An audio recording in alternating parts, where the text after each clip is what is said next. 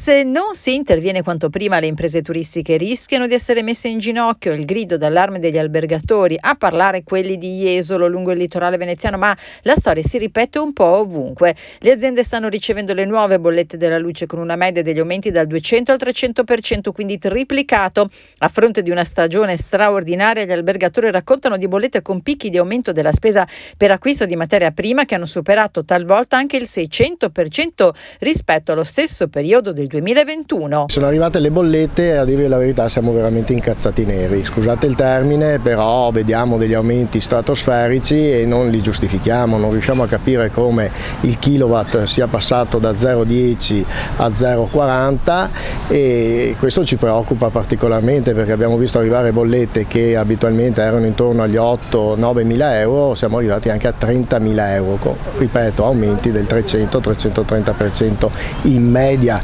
Ci sono stati aumenti anche del 600%, abbiamo piccole realtà che probabilmente compravano meglio l'energia elettrica l'anno scorso e che quest'anno si sono ritrovate a avere aumenti anche del 600% e questo dati alla mano che siamo sempre in grado di fornire in qualsiasi momento. Costi che dovranno essere ammortizzati unicamente dalle imprese che rischiano di essere messe in ginocchio se non si interviene concretamente.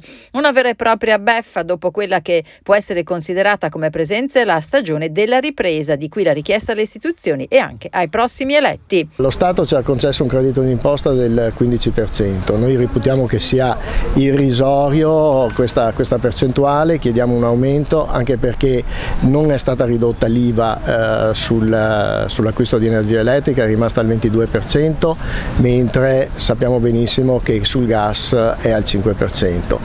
Per lo Stato vuol dire un introito eccezionale visto questi aumenti e su questo chiediamo che ci sia un intervento. Queste richieste verranno formalizzate a Federalberghi Nazionale. Un dossier sarà poi inviato ai candidati del Veneto che alle prossime elezioni politiche saranno chiamati a trasformare le proposte in azioni concrete prima che qualcuno chiuda per sempre. Oltre all'aumento energetico ci sono anche tutti gli altri aumenti, ricordiamoci l'alimentare, ricordiamoci la lavanderia, ricordiamoci la penuria di personale. Certi albergatori iniziano veramente ad essere stanchi su questi problemi e quando poi chiuderanno i bilanci probabilmente questa stanchezza si trasformerà in grande amarezza e in scelte che possono portare anche alla chiusura.